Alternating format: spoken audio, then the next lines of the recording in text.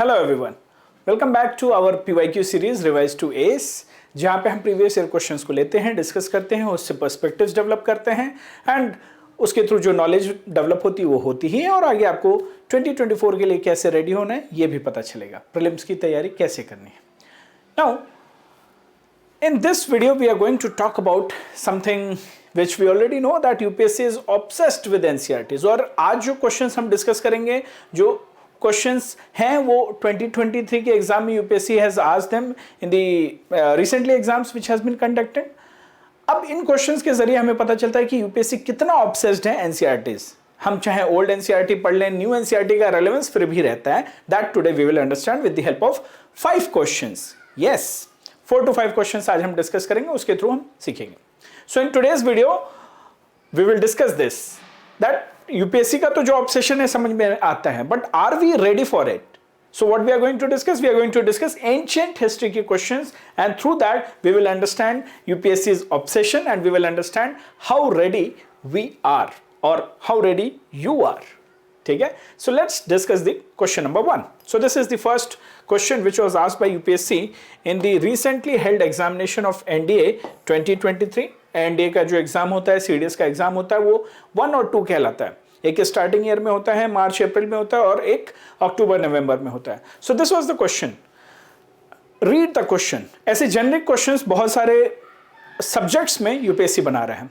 So what is the question? Question is saying which one of the following was not a way in which kings in ancient India attempted to claim higher status, identifying with a variety of deities, assuming pompous titles, imposing high taxes, or D, conquest and annexation of territories. I am very sure अगर आपके पास common sense से आप पढ़ोगे और थोड़ा अच्छे से पढ़ोगे, आप इजीली एलिमिनेट करके पहुंच सकते हो आंसर। बट जब एग्जामिनेशन सीट में बैठते हैं ना, हम एंशिएंट इंडिया के नाम पे पहले तो डर जाते हैं, फिर हमें लगता है कि हमें आता है नहीं आता है, then we will be like in panic mode, और उस पैनिक मोड में हम ऐसे क्वेश्चंस को गलत कर देते हैं। अच्छा ये भी होता था, ये भी होता था, and then we will mark this answer wrong. Okay, so we'll understand, we will see the answer, but before that let's understand through this question about the obsession of UPSC जो NCERTs को लेके है। So here is the NCERT themes in Indian history का जो NCERT है, उसमें जब ancient India की बात होती है, there is a chapter called Kings, Farmers and Town. In that on page number 36 it is written, one means of claiming high status was to identify with a variety of deities. This strategy is best exemplified by questions. अभी क्या देखा आपने? जो question का statement था वो यहीं से बनाया हुआ है, बट क्वेश्चन में क्या पूछा है? नॉट। यहां क्या दिया हुआ है? It was one of the varieties था, one means of claiming high status. So one means was deities. जब इसको आप आगे पढ़ोगे इसी चैप्टर में, forget about the chapter, on the same page you will also come across this information. What is the information? Some historians feel this indicates the questions considered themselves godlike. Many question rulers adopted the title Devaputra or son of God. Pompous titles, बड़े बड़े titles का नाम देना, देवाधिदेव जैसे, वो तो भगवान के लिए कहा जाता है ना, तो राजाओं के राजा और भगवान के नाम पे रूल करना, देवपुत्र, है ना, इस तरीके से बड़े बड़े टाइटल दिए थे।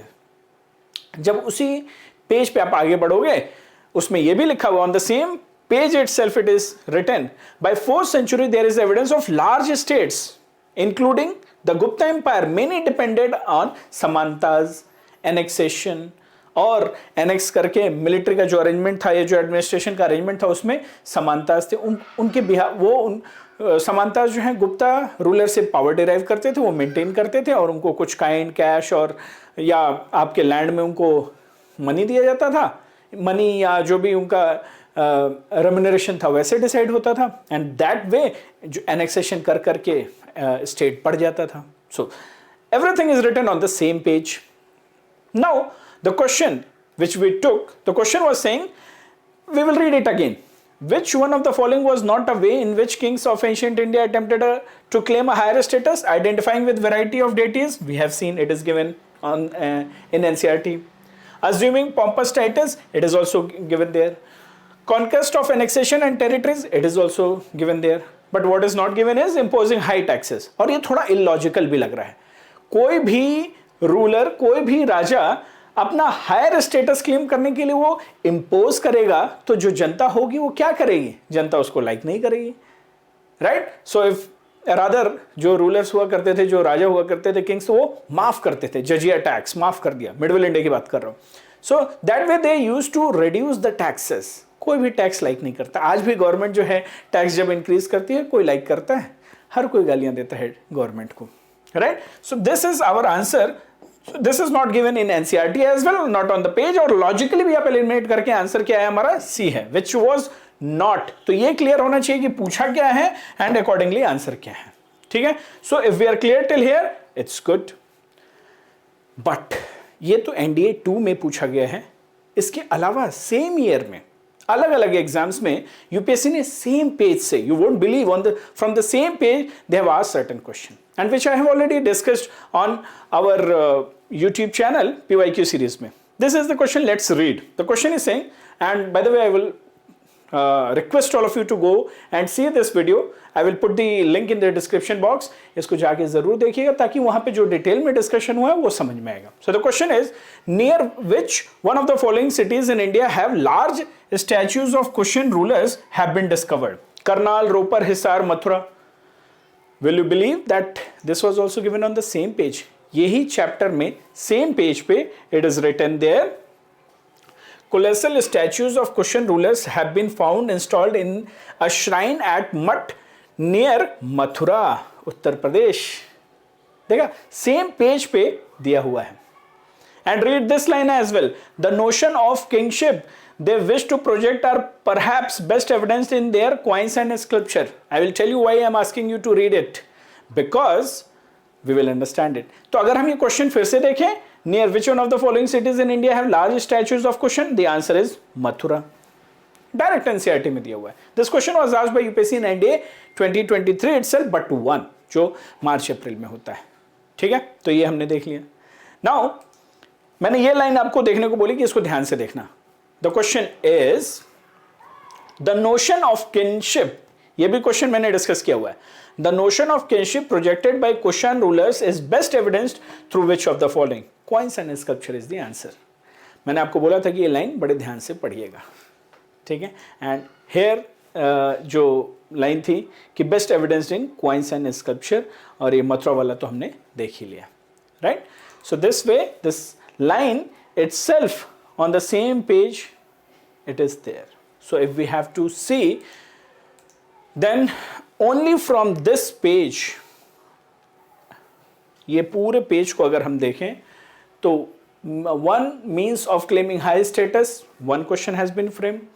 The notion of kinship they wish to project has been best evidenced in coin and sculpture, second question has been framed. Colossal statues of Kushan rulers have been found installed shrine near Math, Mathura, third question has been asked by UPSC. And there was information related to Samantas, it was also asked in one of the exam. Samantas के बारे में, Samantas कौन थे, बड़े थे, छोटे थे, उनको कैसे पे किया जाता था गुप्ता रूलर में, उसकी इंपॉर्टेंस क्या थी, ये भी क्वेश्चन 2023 में यूपीएससी ने कहीं पूछा है. I was unable to find it, इसलिए आप लोग को यहाँ दिखा नहीं पाया, बट ये भी क्वेश्चन यूपीएससी ने पूछा है. So now the important take away learning is कि यूपीएससी इज ऑब्सेस्ड, बट हम किस डिटेल में पढ़ रहे हैं, ये सारा एक ही पेज पे दिया हुआ है, क्या हम इस डिटेल लेवल पे पढ़ पा रहे हैं, are we able to extract information, are we able to think कि किस तरीके से क्वेश्चन यूपीएससी पूछ सकता है.